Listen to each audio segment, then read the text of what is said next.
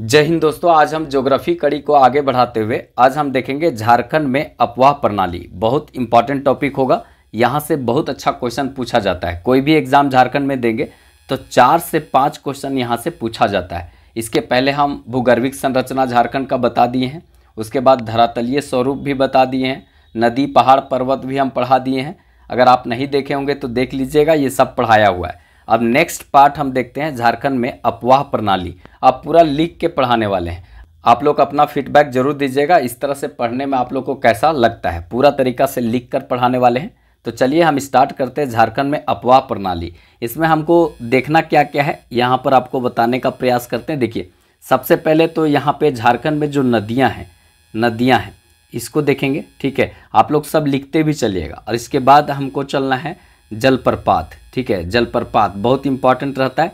कोई भी एग्जाम देंगे तो एक क्वेश्चन यहाँ से पूछता है। ठीक है, इसके बाद गर्म कुंड देखेंगे। ठीक है, गर्म कुंड देखेंगे, यहाँ से भी क्वेश्चन पूछा जाता है। तो ये तीनों जो है ना, जब हम पढ़ेंगे तो आपको कम से कम यहाँ से 5 क्वेश्चन जो है देखने को मिलेगा, कोई भी एग्जाम देंगे उसमें। ठीक है, तो सबसे पहले हम देखते हैं झारखंड में नदियाँ। ठीक है, यहाँ से सीधे तौर पर क्वेश्चन पूछा जाएगा, झारखंड की नदियाँ।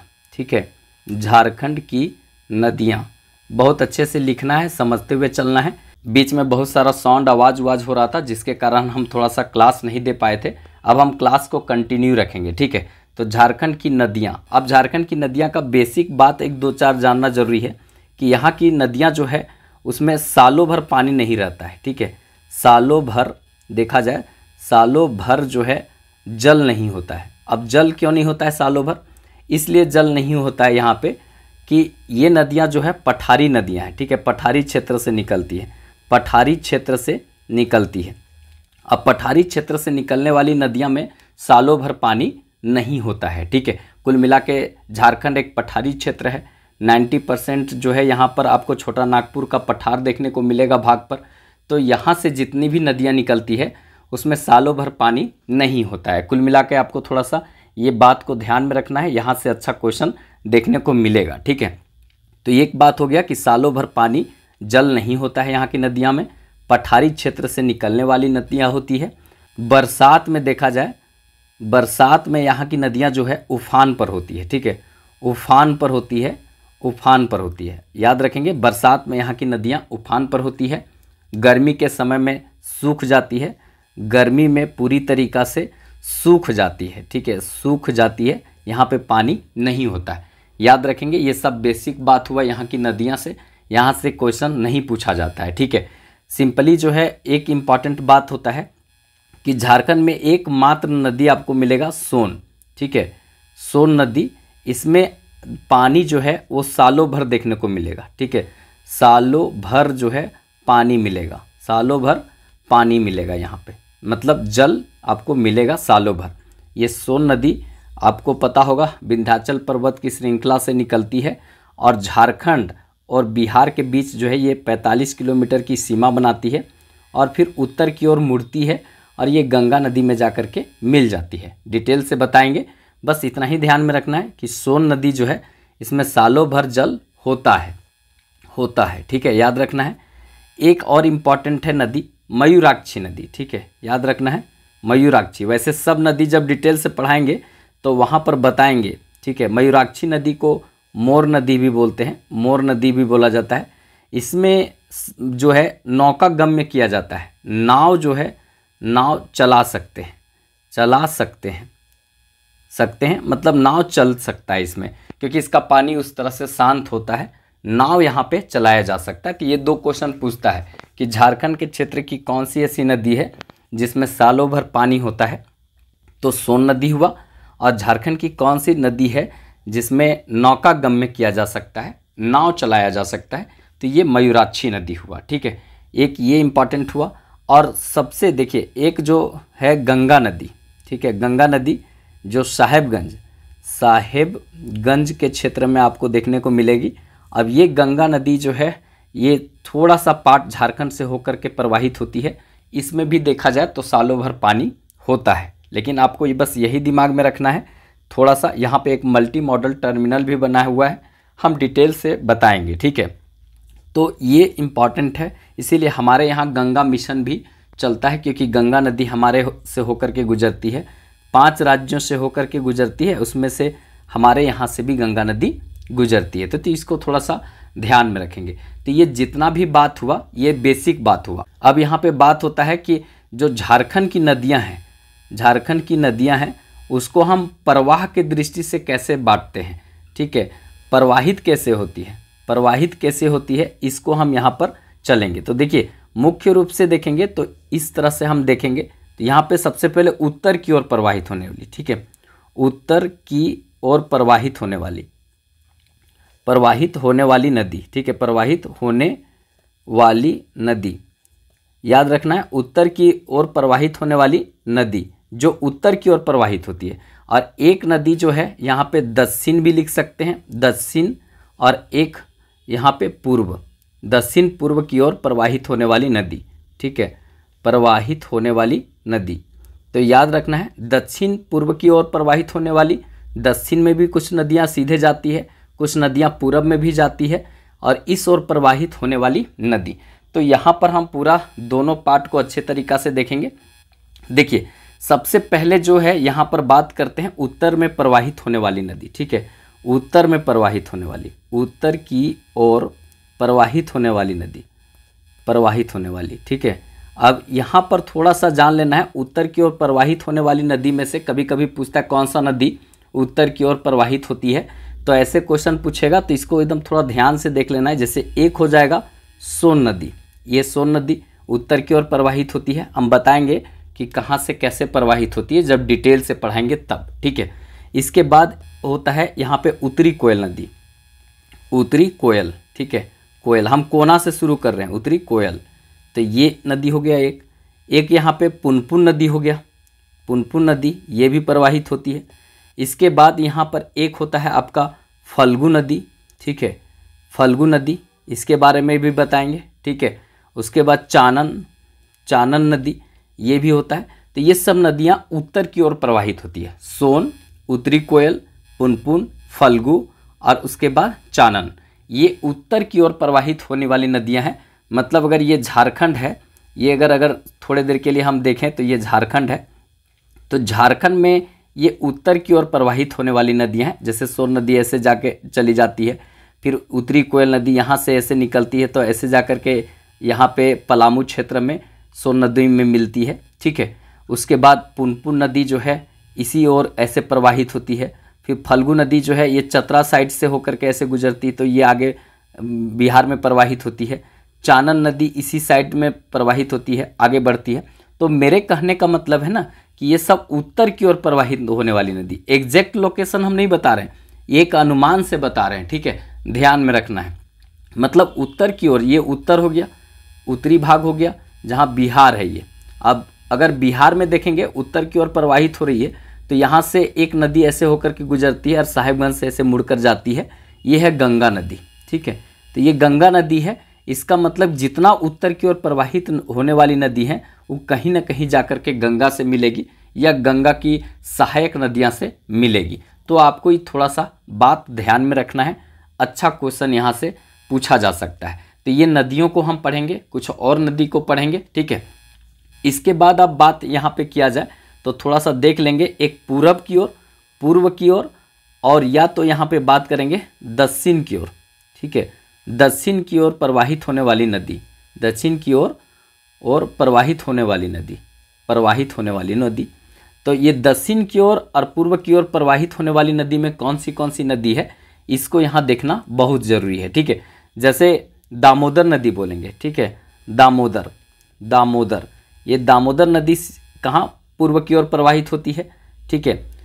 अगर स्वर्ण रेखा का बात करें, स्वर्ण रेखा नदी देखेंगे तो ये जो है ना उत्तर मतलब ये पूर्व और दक्षिण की ओर, दक्षिण पूर्व आप बोल सकते हैं इसको, दक्षिण पूर्व की ओर प्रवाहित होती है। मतलब कि इस तरह से जमशेदपुर से होकर के कोना में निकलती है, ठीक है। तो ये भी हो गया। उसके बाद बराकर नदी, बराकर याद रखना है, बराकर नदी हो गया। फिर उसके बाद दक्षिणी कोयल पूरा दक्षिण की ओर प्रवाहित होती है, ठीक है, ये याद रखना है, दक्षिण की ओर प्रवाहित होती है दक्षिणी कोयल नदी, ठीक है, दक्षिणी कोयल नदी। तो याद रखना है दसनी कोयल नदी। इसके बाद जो गुमला के क्षेत्र से निकलती है शंख नदी, शंख नदी, तो ये भी यहाँ पर आपको देखने को मिलेगा शंख नदी, तो याद रखेंगे।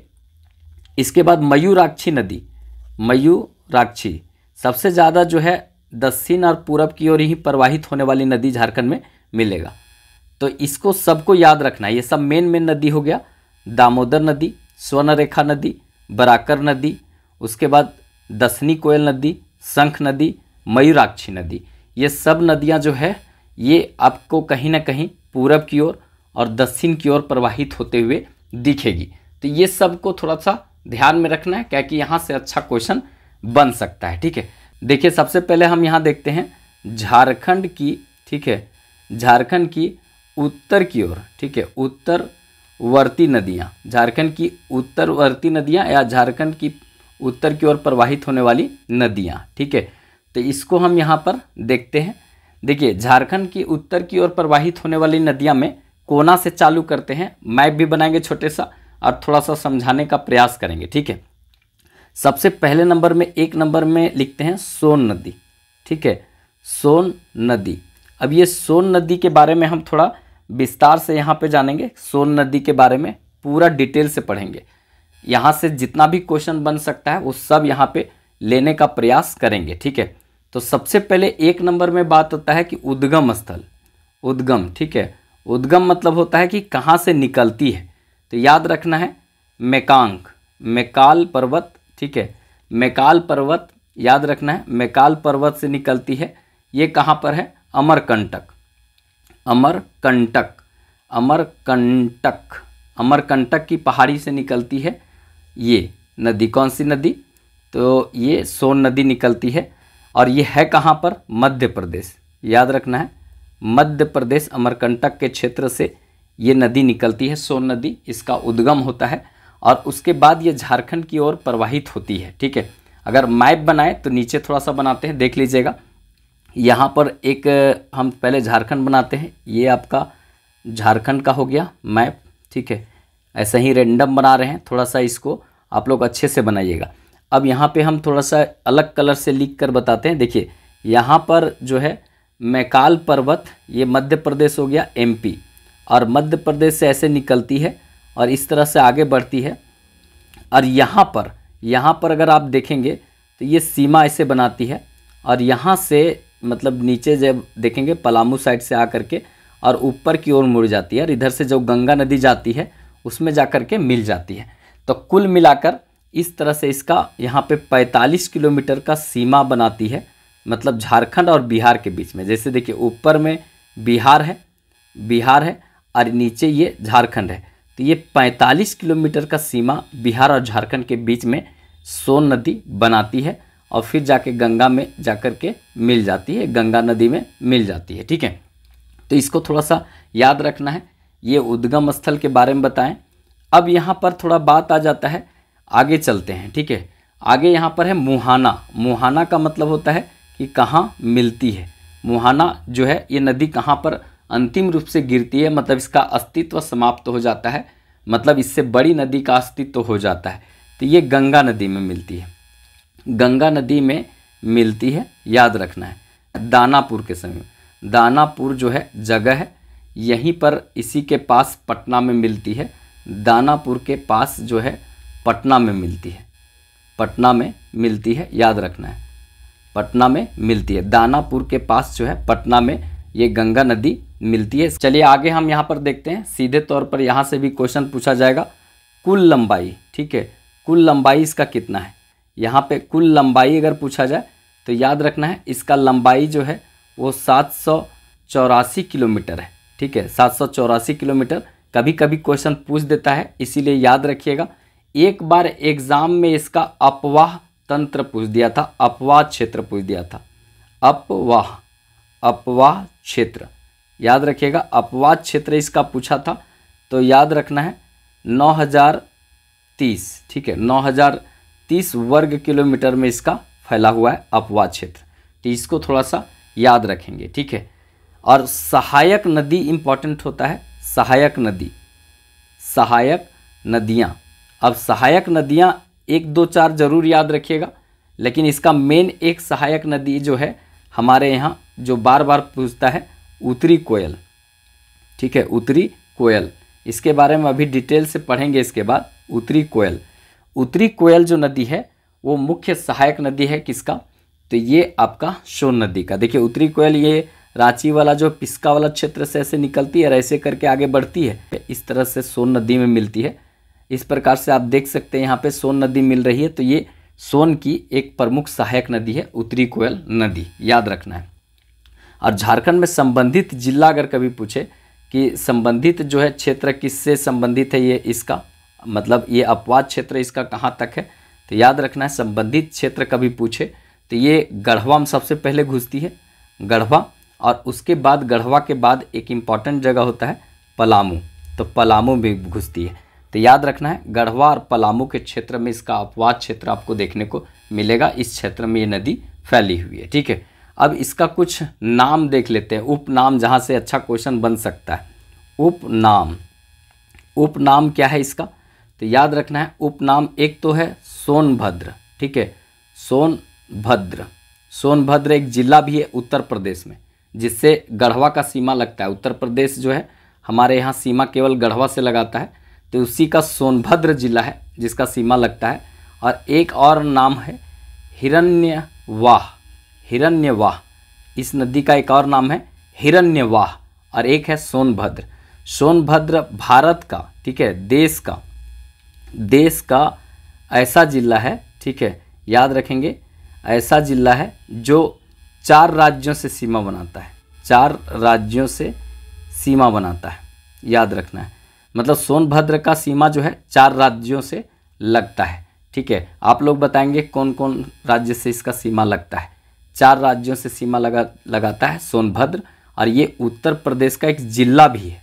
ठीक है, और नदी जो है यही है, मतलब सोन नदी को सोनभद्र भी बोलते हैं और हिरण्यवाह भी बोलते हैं। ठीक है, अगर कुछ विशेषता अगर बात किया जाए तो हम पहले ही बता दिए। ठीक है, विशेषता का अगर बात किया जाए तो इसका चर्चा हम पहले ही कर दिए हैं। इसको आपको थोड़ा सा ध्यान में रखना है कि ये जो है पूरी तरीक़ा से 45 किलोमीटर ये सीमा बनाती है, मुख्य रूप से यही विशेषता है, और इसमें किसी तरह का और विशेषता नहीं है। और एक हम पहले ही बता दिए हैं कि सोन नदी जो है उसमें सालों भर पानी होता है। ठीक है, एकमात्र झारखंड के क्षेत्र से प्रवाहित होने वाली नदी है जिसमें सदाबहार होती है, मतलब जिसमें पानी सदा नीरा है, या तो जल जो है वो हमेशा होता है, हमेशा इसमें होता है जल। ठीक है, तो इसको थोड़ा सा ध्यान में रखिएगा। ये जो है सोन नदी से संबंधित जितना भी क्वेश्चन पूछा जा सकता है वो आपको हम यहाँ बताने का प्रयास किए। एक यही क्वेश्चन सबसे इम्पॉर्टेंट बनता है यहाँ पर कि जो सोन नदी है ये एक सदाबहार नदी है, मतलब सदावाहिनी है, ये क्वेश्चन बनता है। उपनाम जो है सोनभद्र और हिरण्यवाह कहते हैं, ये भी क्वेश्चन पूछा जाएगा। सहायक नदी जो है उत्तरी कोयल है, ये बहुत बार क्वेश्चन पूछा गया है। अपवाह क्षेत्र वाला भी क्वेश्चन पूछा जाएगा, इसको याद रखिएगा, एक बार पूछा भी गया है। इसका कुल लंबाई, मतलब इसका सब कुछ इम्पॉर्टेंट है, इसीलिए इसको थोड़ा सा ध्यान में रखिएगा। ठीक है, चलिए फटाफट आगे हम चलते हैं। नेक्स्ट कैसा वीडियो लग रहा है ज़रूर आप लोग कमेंट में बताइएगा। ठीक है, चलिए नेक्स्ट नदी है, बड़ा सा हेडिंग बनाते हैं, उत्तरी कोयल। ठीक है, उत्तरी कोयल। अब देखिए उत्तरी कोयल जो नदी है इसके बारे में हम पूरा विस्तार से जानते हैं। देखिए सबसे पहले फ़ोटो में छाप करके बताते हैं कि उत्तरी कोयल किधर से निकलती है और कैसे प्रवाहित होती है, क्योंकि फ़ोटो से सीखिएगा ना तो हम कोशिश करेंगे सब नदी जो मेन नदी है उसी को जानने की ज़रूरत है, और ऐसा नहीं कि सब को जानना ज़रूरी है, मतलब मेन नदी को जानना ज़रूरी है। ठीक है, देखिए सबसे पहले नंबर में ये रांची का जो क्षेत्र है, यहाँ रांची का जो क्षेत्र है यहीं से निकलती है, ये रांची का पठारी क्षेत्र से निकलती है। ठीक है, ये पठारी वाला एरिया से निकलती है, इसको हम पिस्का बोलते हैं, पिस्का, पिस्का से निकलती है। कौन, तो ये आपका यहाँ पे उत्तरी कोयल नदी। ठीक है, अब उत्तरी कोयल नदी जो है इस तरह से प्रवाहित होती है आगे की ओर, और इस तरह से प्रवाहित होते हुए आगे की ओर बढ़ती है ऐसे, और यहाँ पर जो है इधर से अगर देखा जाए इस तरह से प्रवाहित होती है, एग्जैक्ट नहीं है लेकिन इधर से आती है सोन नदी, उसमें ऐसे मिलती है। ठीक है, तो मेरे कहने का मतलब यहीं पर अगर आप देखेंगे कुटकू डैम प्रोजेक्ट, मंडल डैम प्रोजेक्ट, ये जो है उत्तरी कोयल परियोजना, मेदिनी राय बांध, ये सब आपको यहाँ पलामू में देखने को मिलेगा। ये सब मिलेगा किस पर? उत्तरी कोयल नदी पर, ठीक है। तो वो जब हम परियोजना पढ़ाएंगे ना तो पूरा विस्तार से बताएंगे, ठीक है। 24 मेगावाट जल विद्युत परियोजना भी लगाया गया है इस पर, ठीक है। तो ये सब हम विस्तार से बताएंगे। पलामू में जल संकट जो है उसका भी कंडीशन बताएंगे, लेकिन फिलहाल हमको नदी समझाना है तो अभी नदी समझिए, नहीं तो पता चलेगा कि कुछ ज़्यादा हो जाएगा, पता चलेगा कि वीडियो बहुत लंबा हो गया, ठीक है। तो देखिए सबसे पहले यहाँ पर उद्गम, उद्गम कहने का मतलब होता है कि कहाँ से निकलती है। तो ये रांची पिस्का से निकलती है, रांची पिस्का से निकलती है, याद रखना है। पिस्का के निकट से निकलती है, याद रखना है, ठीक है। दूसरा नंबर में मुहाना, मुहाना जो है वो कहाँ जाकर के मिलती है? तो अभी ना बताएं यहाँ पर, ये जो सोन नदी में मिलती है, ठीक है। सोन नदी में मिलती है, याद रखना है, सोन नदी में मिलती है, एकदम कहीं से गड़बड़ नहीं करना है, ठीक है। सोन नदी में मिलती है, कहाँ पे? तो हैदराबाद, ठीक है। हैदरनगर, हैदराबाद नहीं, हैदरनगर जो है यहाँ पर मिलती है। हैदरनगर में सोन नदी में मिल जाती है कौन? उत्तरी कोयल नदी, याद रखना है। कुल लंबाई, देखिए लंबाई सबको नहीं याद करना है, लेकिन जो फेमस नदी है उसका ज़रूर याद रखेंगे। लंबाई जो है इसका 260 किलोमीटर है, 260 किलोमीटर इसका लंबाई है उत्तरी कोयल नदी का, ठीक है। सहायक नदी, सहायक नदी का बात करें, सहायक नदी मतलब इसको साथ देने वाली नदी कौन सी है? तो एक नंबर में औरंगा, ठीक है, औरंगा नदी हो गया। इसके बाद एक है यहाँ पे अमानत, अमानत हो गया। और एक जो है यहाँ पे, बस यही दो याद रखिएगा, ठीक है। ये दोनों पूछता है, औरंगा और अमानत, ठीक है। औरंगा और अमानत दो जो है इसके प्रमुख सहायक नदी हैं। अगर बात किया जाए क्षेत्र इसका फैलाव कहाँ तक है, विस्तार कहाँ तक है, ये पूछा जाएगा। तो आप अच्छे से देखिए, ये वाला जो क्षेत्र है ना, ये लातेहार है। ये वाला जो क्षेत्र अगर आप देख रहे होंगे तो ये जो हो गया पलामू हो गया, और ये क्षेत्र तक फैला हुआ है, और यहाँ पे गढ़वा के क्षेत्र तक फैला हुआ है। इसका मतलब है कि पलामू प्रमंडल में, ठीक है, पलामू प्रमंडल, ठीक है, प्रमंडल, पूरा पलामू प्रमंडल। इसका मतलब है कि गढ़वा में भी इसका आपको मिलेगा कुछ हद तक, फिर उसके बाद लातेहार, और एक जो है पलामू, मेदिनीनगर इसी को कहते हैं, बिजराबाग इसी को बोलते हैं, डाल्टनगंज इसी को बोलते हैं, लेस्लीगंज इसी को बोलते हैं, ठीक है। तो ये सब जो है ना, इसको थोड़ा सा याद रखेंगे। तो यहाँ पे गढ़वा, लातेहार, अब पलामू के क्षेत्र में इसका विस्तार आपको देखने को मिलेगा, ठीक है। और इसी पर अभी जो बांध का हम चर्चा किए, जो एक बांध का चर्चा किए, कुटकू डैम, ठीक है, इसका नाम है, यहाँ पे जो बांध बन रहा है वैसे पढ़ाएंगे, कुटकू डैम, ठीक है। कुटकू बांध इसको बोलते हैं, मेदिनी राय बांध भी बोलते हैं, ठीक है। मंडल डैम इसी को बोलते हैं। उसके बाद जो है ये परियोजना अगर देखा जाए ना, तो सबसे पहले 1972 ईस्वी में चालू हुआ था ये परियोजना। बाद में जो है ये 1993 ईस्वी में बिहार गवर्नमेंट के द्वारा बंद कर दिया गया था, पर्यावरण को संकट को देखते हुए। फिर उसके बाद ये 2017 में परियोजना चालू हुआ था, ठीक है। इस तरह से ये लंबा चला। अभी इसमें 24 मेगावाट का जल विद्युत परियोजना भी लगा हुआ है, और पलामू के क्षेत्र में जो जल समस्या है उसको दूर करने में इसका बहुत महत्वपूर्ण योगदान होगा। हालांकि देखा जाए तो 90% इसका फ़ायदा बिहार को मिलेगा, और 10% जो है इसका लाभ झारखंड को मिलेगा, ठीक है। तो ये झारखंड को मिलेगा। कुल मिला के झारखंड और बिहार का ये संयुक्त परियोजना है, बिहार झारखंड की संयुक्त परियोजना आपको देखने को मिलेगा। उत्तरी कोयल परियोजना, मंडल डैम प्रोजेक्ट इसको बोलते हैं। उसके बाद इसको मेदिनी राय बांध भी कहते हैं, ठीक है। तो याद रखिएगा, ये इम्पॉर्टेंट रहेगा, बहुत इम्पॉर्टेंट रहेगा, क्योंकि पानी की समस्या जो है, सुखाड़ की समस्या सबसे ज़्यादा आपको पलामू के क्षेत्र में देखने को मिलेगा। 2010 में सबसे ज़्यादा सूखा प्रभावित क्षेत्र पलामू रहा था। तो यहाँ पर पानी की समस्या है, ठीक है। तो इसको दूर करने के लिए ये बहुत इम्पॉर्टेंट रोल अदा करेगा, ठीक है। तो याद रखिएगा, ये परियोजना हालांकि बाद में हम डिटेल से पढ़ाएंगे, जब बहुउद्देशीय परियोजना पढ़ाएंगे, जब दामोदर नदी घाटी परियोजना, स्वर्ण रेखा नदी घाटी परियोजना, उस समय उत्तरी कोयल परियोजना भी पढ़ाएंगे, मयूराक्षी परियोजना पढ़ाएंगे, तो वो बताएंगे हम डिटेल से। ठीक है, थोड़ा सा खाली फीडबैक दीजिएगा कि इस तरह से आपको पसंद लगता है। हम दो क्लास भी दे सकते हैं इस तरह से, क्योंकि इस तरह से हमको थोड़ा सा पढ़ाने में बड़ी सुविधा लगता है। आदत हो गया है बोर्ड में खड़ा होकर पढ़ाने के लिए, तो इसी तरह पढ़ाते हैं। ठीक है, क्या करें, आप लोग कोऑपरेट कर नहीं रहे तो बोर्ड बड़का बोर्डवा ले लेते, उसके बाद खड़ा होकर पढ़ाते मजा देते हुए, समझे। लेकिन नहीं है मेरे पास, तो क्या कह सकते हैं। चलिए आगे देखते हैं यहाँ पे, मतलब फल्गु नदी। चलिए नेक्स्ट जो है दूसरा कलर से लेते हैं, फल्गु। और ये फल्गु नदी इंपॉर्टेंट रहेगा। ठीक है, पिंडदान के लिए बहुत फेमस नदी है फल्गु नदी। देखिए फल्गु नदी का यहाँ पर बात किया जाए तो सबसे पहले आप मैप से समझ लीजिए। ठीक है, सब में छोटे छोटे मैप बना करके बताने का प्रयास करते हैं। देखिए एग्जैक्ट लोकेशन नहीं बता पाएंगे, मतलब बताने का मतलब बता ही देते, लेकिन अपने फोटोवा छाप रहे हैं तो हो सकता है इधर उधर हो जाए। ये झारखंड है, और ये जो चतरा वाला एरिया है, ये जो चतरा वाला एरिया है, इसी टाइप से आपको फल्गु ऐसे मिलेगा और ऐसे चढ़ता हुआ मिलेगा। ठीक है, ये फल्गु जो है ना इस तरह से आपको मिलेगा, ये फल्गु आपको मिलेगा। मतलब थोड़ा सा यहाँ पर हम ऊपर बना दे रहे हैं, ये थोड़ा सा नीचे से साइड से, मतलब इस तरह से है फल्गु। और ये फल्गु जो है ना, मतलब यहाँ पर पूरी तरीक़ा से देखने को मिलेगा, इस पर पिंडदान का स्थिति आपको देखने को मिलेगा। ठीक है, तो देखिए सबसे पहले यहाँ पर बात किया जाए फल्गु नदी का, तो फल्गु नदी का उद्गम स्थल कहाँ होता है। ठीक है, उद्गम याद रखना है, उद्गम जो है कहाँ पर है, तो याद रखना है ये सिमरिया।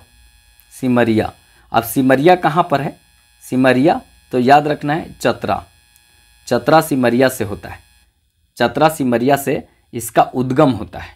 मुहाना का बात करें, मुहाना, तो ये मुहाना कहाँ पर मिल जाता है, तो याद रखना है पुनपुन में। इसका मतलब है हमको पुनपुन पहले बताना चाहिए था, पुनपुन गया में जाकर के मिलता है, पुनपुन गया में जाकर के यहाँ पर मिलता है।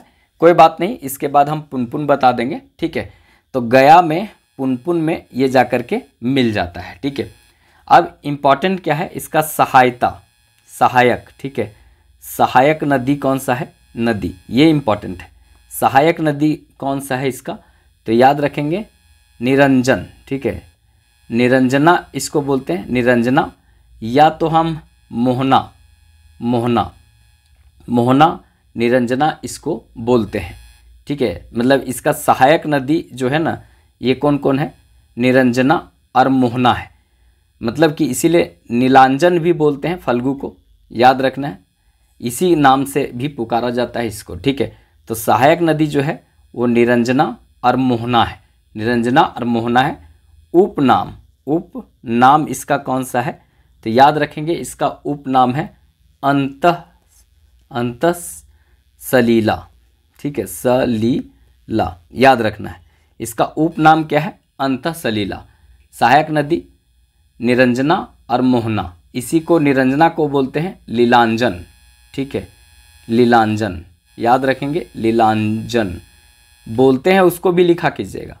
ठीक है, निरंजना को लीलांजन बोलते हैं, मोहना अलग है नदी, ये सब सहायक नदियां हैं, याद रखिएगा। ठीक है, विशेषता क्या है इसका, मतलब इस नदी का अगर विशेषता बात किया जाए तो विशेषता क्या है, विशेषता इसका क्या है, तो बहुत इंपॉर्टेंट रहेगा। इसका विशेषता सबसे इम्पॉर्टेंट है कि ये बोध गया में एक यहाँ पे पीपल वृक्ष के नीचे बौद्ध जो गौतम बुद्ध हैं उनको यहीं पर ज्ञान प्राप्त हुआ था। आप एगो हिंदू मंदिर जाएंगे ना, बड़ा सा बोध गया में है, वहीं पर मंदिर जाएंगे, उसके पीछे से यही नदियाँ जा कर के गुजरती है।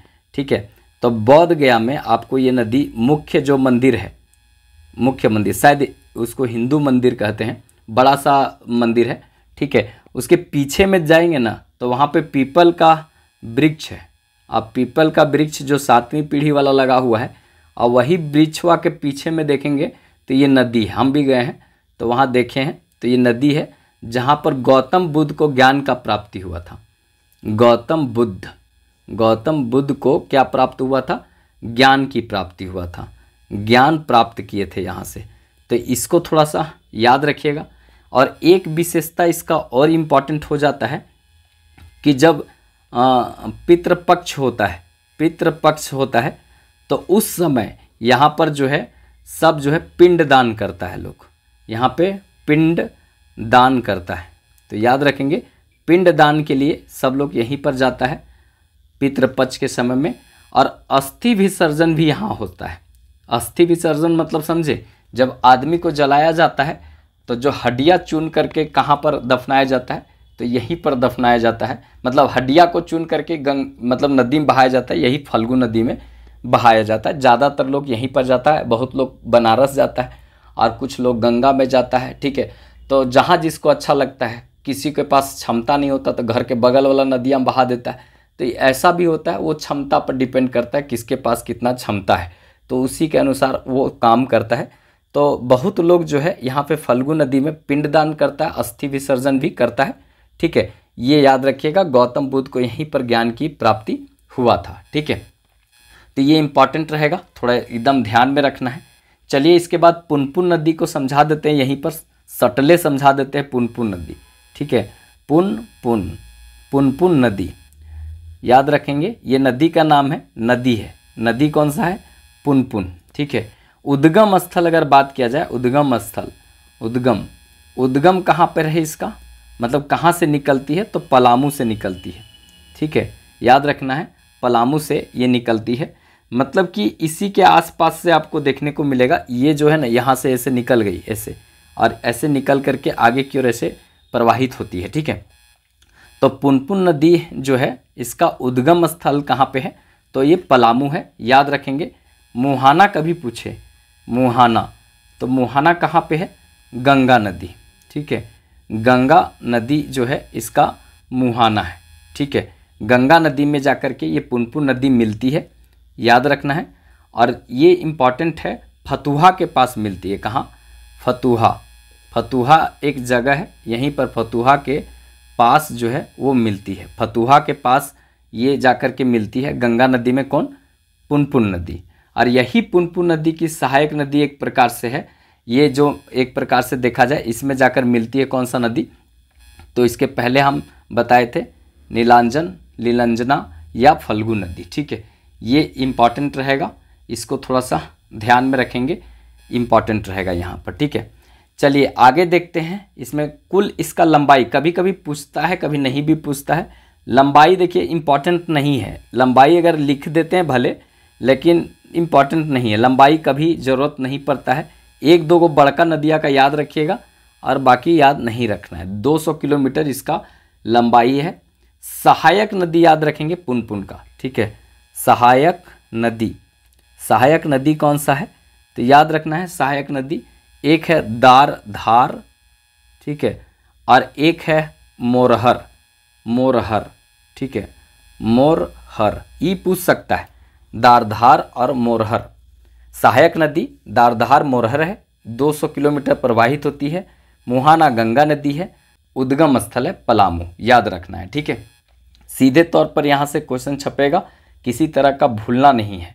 और संबंधित क्षेत्र कभी पूछे कि कहाँ से, क्षेत्र अगर कभी पूछे आपसे कि कहाँ से ये प्रवाहित होती है, तो इसका क्षेत्र विस्तार आपको चतरा में भी मिलेगा। उसके बाद जो है आपको औरंगाबाद, औरंगाबाद, ठीक है, औरंगाबाद का एरिया जो है ये बिहार में पड़ता है, गया का क्षेत्र में मिलेगा। ठीक है, तो ये आपका क्षेत्र विस्तार इस नदी का है। ठीक है, अगर यहाँ पे उपनाम कभी पूछा जाए, सहायक नदी जो हो गया यहाँ पे दारधार और मोरहर, अगर उपनाम कभी पूछे, उपनाम, और उपनाम से क्वेश्चन पूछता है, याद रखेंगे, एक यहाँ पर है इसका उपनाम बोला जाता है कीकट। ठीक है, कीकट, और एक है बामागधी, बामागधी। ठीक है, बामागधी, याद रखना है, उपनाम जो है कीकट या बामागधी है। एक सुमागधी भी आएगा, सुमागधी बोलते हैं सकरी, सकरी नदी को सुमागधी बोलते हैं, और ये है बामागधी।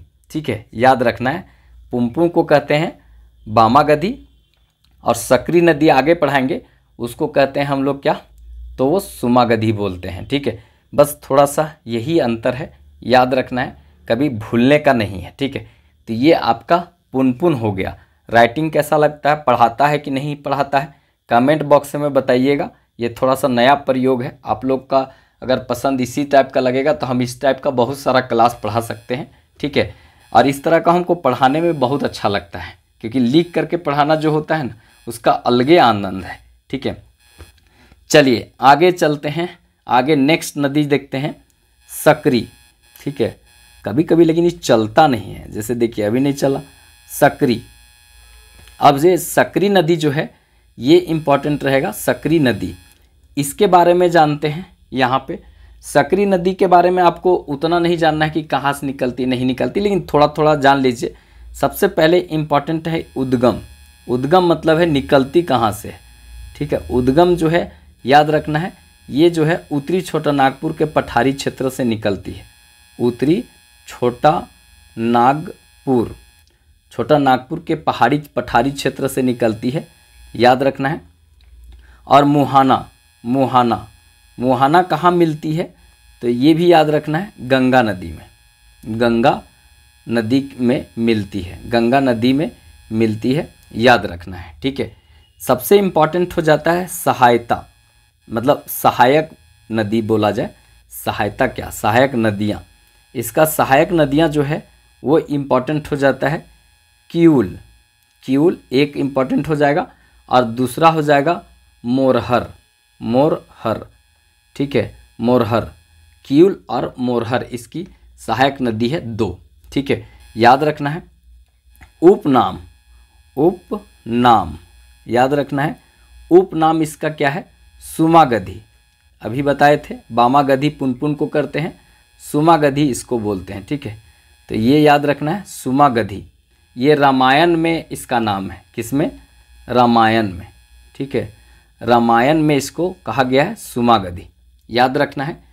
और इम्पॉर्टेंट क्या है, उपनाम तो हो गया सुमागधी, और एक और इम्पॉर्टेंट इसका उपनाम आप बोल सकते हैं मार्ग बदलने वाली नदी, ठीक है, मार्ग बदलने वाली नदी, बदलने वाली नदी, मार्ग बदलने वाली नदी इसको बोला जाता है। या तो झारखंड का शोक, ठीक है, झारखंड का शोक, शोक, झारखंड का शोक बोलते हैं इसको, झारखंड का शोक बोलते हैं। मतलब ये नदी कभी भी, जैसे आप सोए हुए हैं खटिया के नीचे, इसके आसपास वाला एरिया में पानी भर जाता है, इसका मतलब बाढ़ आ गया। जिस तरह से बिहार का शोक बोलते हैं कोसी नदी को, उसी तरह से इसको बोला जाता है, ठीक है, इसको झारखंड का शोक बोला जाता है। जैसे आपसे कभी पूछे बंगाल का शोक, बंगाल, ठीक है, बंगाल का शोक किसको बोलते हैं, बंगाल का शोक किसको बोलते हैं, तो ये हो जाएगा दामोदर, दामोदर। इसी तरह से अगर कभी पूछे मिस्र का शोक, मिस्र का शोक किसको बोलते हैं, तो मिस्र का शोक जो है नील नदी को बोलते हैं, नील नदी को बोलते हैं। वैसे नील जो है ना ऐसे नहीं लिखाएगा, नील नदी, नील को बोलते हैं। इसी तरह से कभी पूछेगा चीन का शोक किसको बोलते हैं, ठीक है, चीन का शोक जो है हवांगो नदी को बोलते हैं, हवांगो नदी को बोलते हैं। भारत में देखा जाए तो यहाँ पे भारत का शोक एक प्रकार से कोसी को बोलते हैं। शोक तो ऐसे बिहार का है, ठीक है, कोसी पूरा तरीका से बिहार को दहला देती है कोसी, ठीक है। और झारखंड का शोक जो है वो सकरी को बोलते हैं, सकरी, सकरी नदी। तो ये सब सीधे सीधे याद रखिएगा, एकदम क्वेश्चन कहीं से भी पूछे तो ये पूरा तरीका से छोड़ना नहीं है, ठीक है। मार्ग बदलने वाली झारखंड की कौन सी नदी है, तो ये आपको ध्यान में रखना है, ये सकरी नदी है जो झारखंड के पठारी क्षेत्र से निकलती है, उत्तरी छोटा नागपुर के पठारी क्षेत्र से निकलती है, ठीक है। ये सब हम उत्तर की ओर प्रवाहित होने वाली नदियों को देख रहे हैं, ठीक है। चलिए आगे यहाँ पर देखते हैं, एक इम्पॉर्टेंट और छोटी नदी है, इसको याद रखिएगा, चानन, ठीक है, अन्न, चानन, चानन नदी याद रखना है, चानन नदी, ठीक है। इसका उद्गम जो है, उद्गम, उद्गम कहाँ से है तो याद रखना है, उद्गम छोटा नागपुर का पठार से, छोटा नागपुर। देखिए सब नदियाँ का ज़रूरत नहीं है जानना कि कहाँ से निकलती है, एग्जैक्ट लोकेशन कि चानन जो है वो कहाँ से निकलती है, पंचानन कहाँ से निकलती है। वैसे देखिए इस तरह का ऊपर वाला भाग है ना, तो यहाँ से जैसे ये पुनपुन निकली, यहाँ से यहाँ से अगर आपका देखेंगे तो सकरी जाती है। फिर ये जो है अगर आगे देखेंगे तो यहाँ पर जो है चानन जाती है इस तरह से। तो ये ऊपर वाला जो आप हजारीबाग चतरा का साइड में देखेंगे ऊपर की ओर, आप पलामू वाला, यही रीजन में उत्तर की ओर प्रवाहित होती है। तो इतना जानने की ज़रूरत नहीं है, बस आपको बड़ी बड़ी नदियाँ कहाँ से निकलती है उसको जानना जरूरी है। ठीक है, देखिए मुहाना अगर कभी पूछे, मुहाना मतलब कि कहाँ जा कर के मिलती है, तो ये सकरी में मिलती है। किस में मिलती है? चानन जाके सकरी में मिलती है। उपनाम, ठीक है, उपनाम जो है कभी पूछे तो याद रखिएगा उपनाम इसका है, यहाँ पे उतना इम्पॉर्टेंट नहीं है। यहाँ पे पंचानन, पंचानन ये इसका उपनाम है, याद रखना है। ठीक है, वैसे एक ही जैसा है, उसका अलग से तो कुछ दिखता नहीं है। इसका विशेषता जो है ना कुछ वैसा खास नहीं है, याद नहीं रखना है, बस इतना याद रखना है। सब नदी का बहुत कुछ पढ़ने लगेंगे तो हो गया। ठीक है, आपको ज़रूरत भर पढ़ना है। बूढ़ा नदी इसलिए पढ़ेंगे क्योंकि सबसे बड़ा जलप्रपात है, इसीलिए थोड़ा सा बूढ़ा नदी के बारे में जानते हैं। ठीक है, बूढ़ा नदी एक यहाँ पर नदी है इम्पॉर्टेंट, बूढ़ा नदी। ठीक है, बूढ़ा नदी। अब ये नदी इम्पॉर्टेंट सिर्फ यहाँ जलप्रपात के कारण है। उद्गम इसका कहाँ से होता है? तो उद्गम याद रखेंगे, उद्गम जो है इसका कहाँ से होता है, निकलता कहाँ से है? महुआ, महुआ डांड, महुआ डांड से ये नदी निकलती है। कहाँ पर है? लातेहार, लातेहार याद रखेंगे। ठीक है, और इम्पॉर्टेंट क्या है? मुहाना, मुहाना जाके कहाँ मिलती है? तो ये उत्तरी कोयल में, उत्तरी कोयल में मिलती है, उत्तरी कोयल में मिलती है। एक बार उत्तरी कोयल जब हम फिर से बताएंगे, क्योंकि हमको औरंगा नदी, अमानत नदी बताना है, तो वहाँ जब बताएंगे ना तो वहाँ आपको फिर से इस सब नदियों को थोड़ा थोड़ा बता देंगे आसपास के एरिया में किस तरह से फैली हुई है। ठीक है, तो ये मुहाना हो गया इसका। और संबंधित क्षेत्र, क्षेत्र अगर कभी पूछे तो ये जो है ना क्षेत्र आपको लातेहार में देखने को मिलेगा। ठीक है, लातेहार, लातेहार बहुत छोटा सा है, अपना ही एरिया में ये सीमित हो जाती है नदी। बस इसको पढ़ने का ज़रूरत हमें इसलिए पड़ा क्योंकि इसका सबसे इम्पोर्टेंट है विशेषता।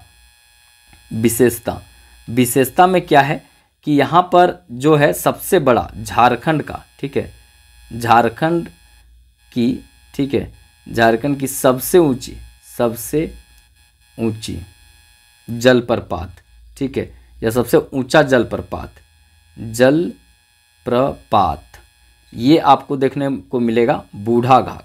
ठीक है, बूढ़ा घाघ, ठीक है, लोधा घाघ, लोधा, लोधा घाघ इसी को बोलते हैं। बूढ़ा घाघ जलप्रपात और लोधा घाघ जलप्रपात मिलेगा। ए 143 समझ रहे ना, 143 मीटर इसका ऊंचाई है, 143 मीटर इसका ऊंचाई है। तो इसको याद रखिएगा। ठीक है, इसमें बस एक ही चीज़ याद रखने की चीज़ है, बस जलप्रपात। जलप्रपात जो है ना ये बूढ़ा घाघ, लोधा घाघ, इसका ऊंचाई 143 मीटर है। ये झारखंड का सबसे ऊंचा जलप्रपात है, बूढ़ा नदी पर स्थित है, याद रखना है। यहाँ से सीधे तौर पर आपको क्वेश्चन देखने को मिलेगा। ठीक है, चलिए नेक्स्ट क्वेश्चन देखते हैं। नेक्स्ट क्वेश्चन नहीं है, आगे हम देखते हैं। यहाँ पे इम्पॉर्टेंट नदी है औरंगा। ठीक है, औरंगा, औरंगा नदी, औरंगा नदी। अब ये औरंगा नदी जो है इसके बारे में डिटेल से जानते हैं। सबसे पहले उद्गम स्थल, उद्गम, ठीक है, उद्गम निकलती कहाँ से नदियाँ? तो ये किसको, ठीक है, किसको याद रखना है, किसको, ये कहाँ पर है?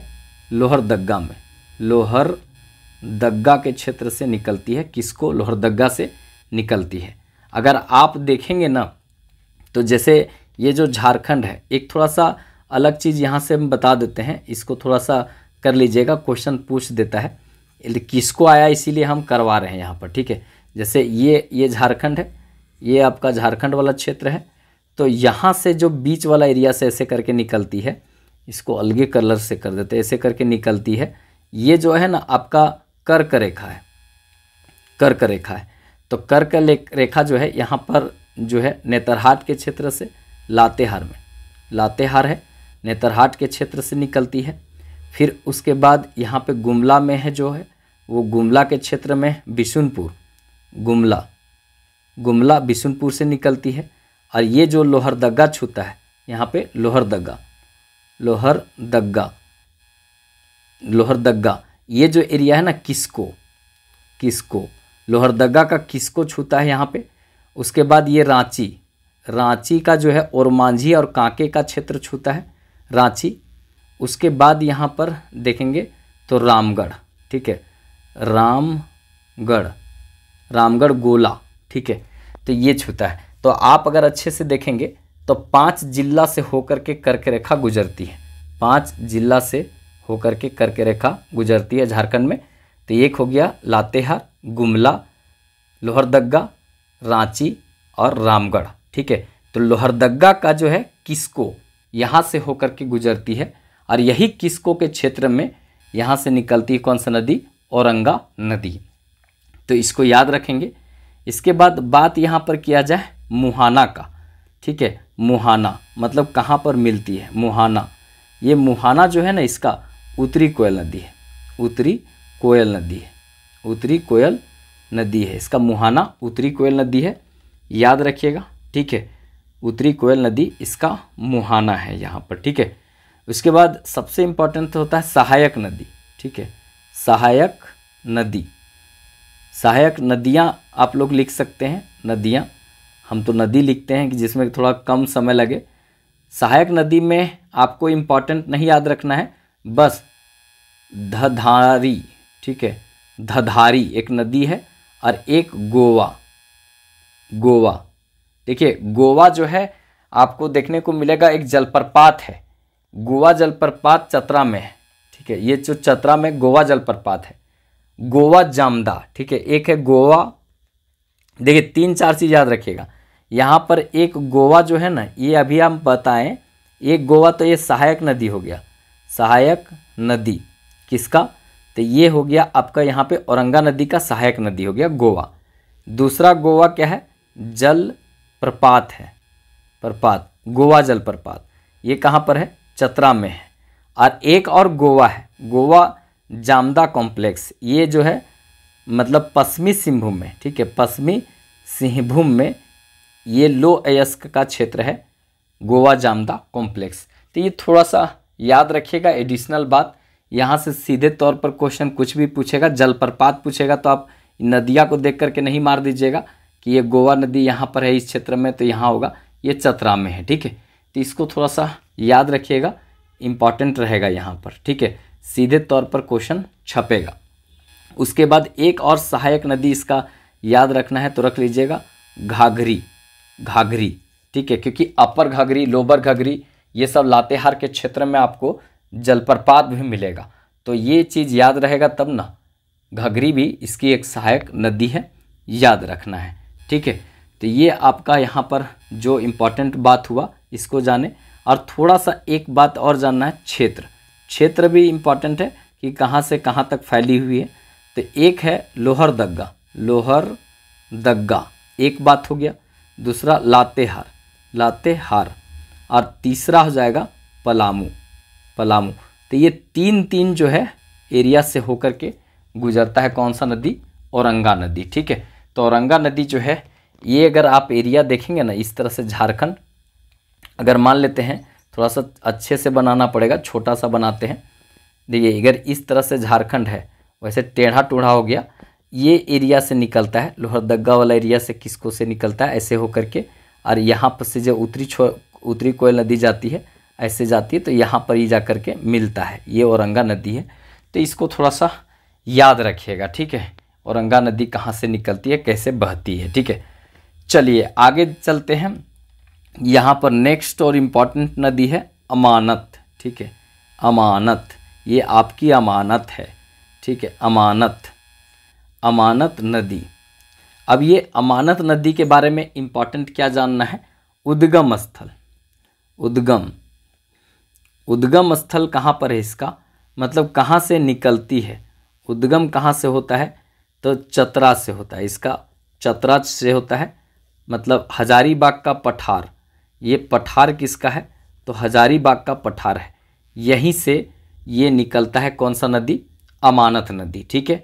उसके बाद जो है मुहाना, मुहाना कभी पूछे तो याद रखेंगे, मुहाना जो है उत्तरी कोयल नदी, उत्तरी कोयल, ठीक है, उत्तरी कोयल नदी ये मुहाना है।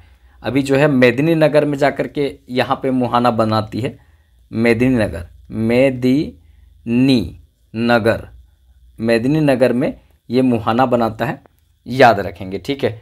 मेदिनीनगर को बिजरा बाग भी बोलते हैं, डाल्टनगंज भी बोलते हैं, लेस्लीगंज भी बोलते हैं, ठीक है। पलामू इसी को बोलते हैं, मेदिनीनगर भी इसी को बोलते हैं, सब इसी का नाम है, बिजरा बाग भी बोलते हैं, ठीक है। तो ये जितना भी बात हुआ ना कहीं ये सीधे तौर पर आपसे पूछा जाएगा, ठीक है। चलिए आगे देखते हैं। नेक्स्ट यहाँ पे सहायक नदी, ठीक है, सहायक, देखिए सहायक नदी, सहायक नदी कहने का मतलब होता है जो इसकी सहायता करती है, मतलब पानी साथ में बहती है, मतलब दुख सुख में साथ रहती है, वो नदी को सहायक नदी बोलते हैं। वैसे इसका सहायक नदी आपसे नहीं पूछा जाएगा, लेकिन याद रखेगा यहाँ पे माइला, ठीक है, माइला, माइला, कुतरिया माइला जो बोलते हैं फिल्म में, ठीक है, वो माइला, पीरी, पीरी, ठीक है, और एक सपनी, ठीक है, सपनी, नमो बड़ी खतरनाक है, ठीक है। ये बस इतना ही याद रखना है। वैसे सहायक नदी आप इसका नहीं भी याद रखेंगे, खुद एगो छोटे को सहायक नदी है ये, तो इसको क्या याद करना। अगर हम इसके बारे में बताएं कि ये कैसे प्रवाहित होती है, तो इस तरह से अगर झारखंड है तो इसको थोड़ा सा, सब मैप से हम इसलिए बता रहे हैं क्योंकि थोड़ा ज़्यादा समझ में आए। अपवाद क्षेत्र जो है ना आसानी से लोग को नहीं समझ में आता है। देखिए ये आपका हो गया रांची का क्षेत्र, किसको क्षेत्र से ऐसे निकलती है, ऐसे बहती है, ये नदी इस तरह से बहते हुए यहाँ पलामू क्षेत्र में जाती है। यहाँ जो है लोहरदगा के क्षेत्र से ऐसे जा कर के एक यहाँ पे मिली औरंगा नदी इस तरह से, ठीक है। और इधर जो चतरा वाला क्षेत्र से ये नदी निकली, ठीक है, चतरा वाला क्षेत्र से, और इस तरह से यहाँ इस तरह से जा कर के मिलती है अमानत, ये हो गया अमानत, अमानत, और ये हो जाएगा औरंगा, औरंगा इधर वाला, और इधर से ही बूढ़ा नदी जा कर के इसे बढ़ती है आगे की ओर। बूढ़ा नदी इधर लातेहार के क्षेत्र से निकलती है। तो ये एरिया थोड़ा सा लोकेट करके रखना है, एग्जैक्ट मैप नहीं बनता है, नहीं तो एग्जैक्ट लोकेशन हम बता देते, बस आपको यही अनुमान करके ध्यान में रखना है। आपसे ऐसा ही क्वेश्चन पूछा जाएगा, वहाँ चित्रकारी और पेंटिंग आपको नहीं करना है, ठीक है। अब अगर पूछा जाए कभी कभी यहाँ से पूछ देता है कि क्षेत्र, क्षेत्र कहाँ तक इसका विस्तार है, फैलाव है, तो ये इम्पॉर्टेंट बनेगा। एक तो हो गया चतरा, चतरा हो गया, उसके बाद लातेहार का एरिया भी कुछ छूता है यहाँ पे, क्योंकि चतरा से लातेहार का लगता है, और पलामू का भी क्षेत्र छूता है, तो ये याद रखिएगा, ठीक है। विशेषता इसका कुछ ज़्यादा नहीं है, लावा लॉन्ग वन्य अभ्यारण्य या इसके आसपास में आपको देखने को मिलेगा, सीमा पर देखने को मिलेगा, तो विशेषता में लिख लीजिए, ठीक है। विशेषता, विशेषता मतलब कि कुछ अलग लक्षण है जो इसके आसपास में है। तो चतरा जिला में, चतरा जो जिला है यहाँ पर आपको लावा लॉन्ग मिलेगा, ठीक है, लावा लॉन्ग, लावा लॉन्ग जो है यहाँ पे लावा लॉन्ग वन्य जीव अभ्यारण्य है, वन्य जीव अभ्यारण्य है, ठीक है। इसका स्थापना 1978 ईस्वी में हुआ था। कब हुआ था? तो इसका स्थापना 1978 ईस्वी में हुआ था, तोपचाची के साथ। तोपचाची धनबाद में है और ये 1978 में दोनों बना था, ठीक है। तो याद रखना है यहाँ पे इसका जो दक्षिणी सीमा से बनाती हुई आगे बढ़ती है, यही इसका विशेषता है। लावा लॉन्ग वन्य अभ्यारण्य चतरा में है, कहाँ पे है? चतरा जिला में है, ठीक है। तो याद रखना 1978 में बना था। तो ये हो गया। और एक जो है ना इधर जो है यहाँ पर इधर से घुसती है एक नदी, यहाँ पे छोड़ रहे हैं, कन्हर नदी को बता देते हैं। लास्ट उत्तरी जो उत्तर की ओर प्रवाहित होने वाली नदी में एक इम्पॉर्टेंट है कन्हर, ठीक है, कन्हर, कन्हर नदी। अब ये कन्हर नदी जो है ना इसके बारे में जानते हैं। सबसे पहले जो है उद्गम, उद्गम, ठीक है, कहाँ से निकलती है? तो उद्गम जो है ना याद रखना है, बहुत इम्पॉर्टेंट रहेगा। एक है खुदिया, ठीक है, यहाँ पे खुदिया जगह है, खुदिया पठार। अब ये खुदिया पठार है कहाँ? तो ये जसपुर, जसपुर कहाँ पे है? तो छत्तीसगढ़, छत्तीसगढ़। तो खुदिया जो है खुदिया पठार जसपुर छत्तीसगढ़ में है।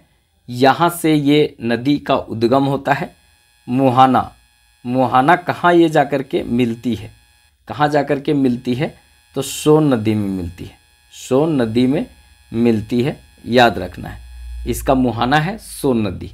उत्तर प्रदेश में इसको क्या बोलते हैं, तो उत्तर प्रदेश के क्षेत्र में इसको सोन नदी को बोलते हैं, सोनभद्र नदी। और सोनभद्र जिला उत्तर प्रदेश में उसी के नाम पर पड़ा है। तो थोड़ा सा इसको ध्यान में रखिएगा, ठीक है।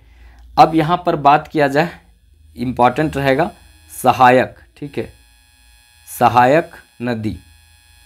सहायक नदियाँ बोलिए या नदी, एक ही बात है, आप लोग नदियाँ लिखिएगा, ठीक है।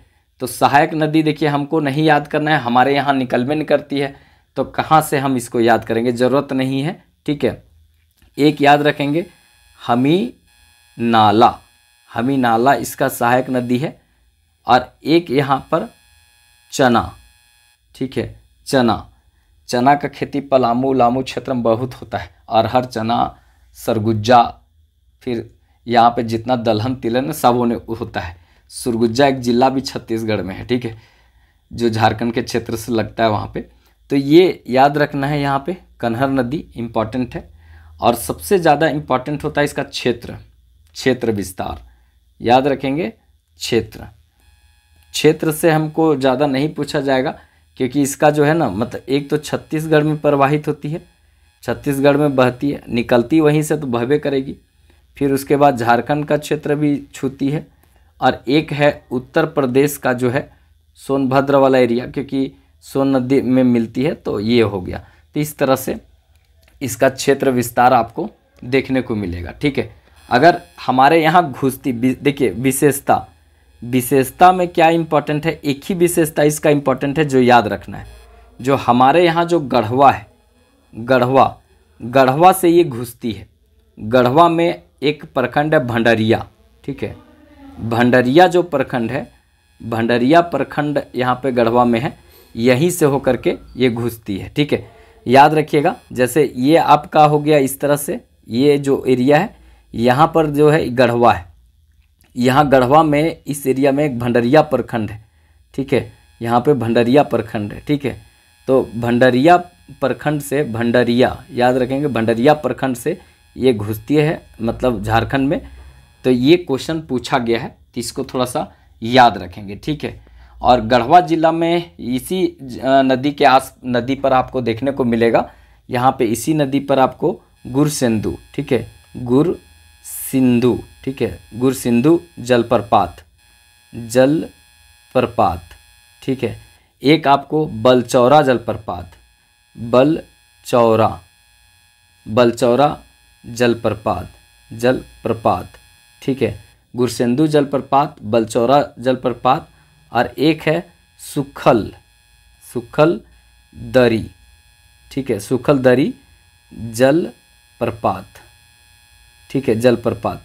तो गुरसिंधु जलप्रपात, बलचौरा जलप्रपात और सुखल दरी जलप्रपात इसी नदी पर आपको इसी जिला में देखने को मिलेगा, ठीक है। तो इसको थोड़ा सा ध्यान में रखिएगा। कन्हर जलाशय भी आपको देखने को मिलेगा, ठीक है, कन्हर जलाशय भी इस एरिया में आपको पूछेगा। अब देखिए एक ही जिला में यहाँ घुसी, तो कन्हर जलाशय पूछेगा कहाँ पर है, जलाशय, ठीक है। तो कन्हर जलाशय कहाँ पर है, तो आप आंख बंद करके गढ़वा मार दीजिएगा, ठीक है, गढ़वा में कन्हर जलाशय स्थित है। तो इसको थोड़ा सा ध्यान में रखिएगा। तो अभी तक हम जितना आपको बताएं, ये सब यहाँ पे उत्तर की ओर प्रवाहित होने वाली नदियाँ थी। जितना उत्तर की ओर प्रवाहित होने वाला नदियाँ हैं वो हम बता दिए। वीडियो थोड़ा सा लंबा हो जाएगा, इसीलिए आज जो है यहीं पर रोक रहे हैं, ठीक है। अगर आप लोग को अच्छा लगेगा, कमेंट बॉक्स में एक अच्छा कमेंट लिखिएगा, मोटिवेशन मिलेगा। तो हम इसी तरह का सब लिख करके पढ़ाएंगे। और आप लोग भी साथ साथ लिखिए, जिससे कि आपका जो प्रैक्टिस होगा लिखने का भी, उसके बाद साथ साथ में दिमागों में ज़्यादा जाएगा, ठीक है। रटने से अच्छा रहेगा कि इसी तरह से लिख करके पढ़िए, ज़्यादा लंबे समय तक याद रहेगा, ठीक है। हमारा डिजिटल सेटअप पर रहता तो हम खड़ा होकर के रटवा के पढ़ाते, लेकिन मेरे पास अभी थोड़ा सा बजट गड़बड़ाया हुआ है, जिसके कारण हम ला नहीं पा रहे हैं, ठीक है। आप लोग का कोऑपरेशन रहता तो ले ही आते। वहाँ तो PDF है, करंट अफेयर का बहुत सारा है, जिला वाला। अगर आप 10-20 रुपये वाला खरीद लेते तो हमारा एक कॉपरेशन मिल जाता सब, ठीक है। 30,000 लोग प्लस है यहाँ पे। 10 रुपया नहीं, 5 रुपया वाला भी कुछ खरीद लेता है या कॉपरेशन करता है तो हम आप लोग के लिए सेटअप लगा देंगे, लेकिन नहीं करेगा लोग। कोई बात नहीं, इसी तरह पढ़िए, अभी इस तरह से भी हम पूरा पढ़ा देंगे, ठीक है। बस केवल आत्मविश्वास आप लोग का बहुत बढ़िया बना हुआ रहना चाहिए, दृढ़ संकल्प बना रहना चाहिए कि हमको करना है, तो हम इस तरह से भी अच्छा कर सकते हैं। कंटेंट कैसा लगा, पढ़ने में कैसा लगा, कमेंट बॉक्स में ज़रूर लिखिएगा। वीडियो अच्छा लगे तो एक लाइक ज़रूर कर दीजिएगा, ठीक है। चैनल सब्सक्राइब नहीं किए होंगे तो कर लीजिएगा और ज़रूरतमंद दोस्तों को थोड़ा शेयर कर दीजिएगा। तो चलिए फिर मिलेंगे नेक्स्ट वीडियो में, तब तक के लिए जय हिंद।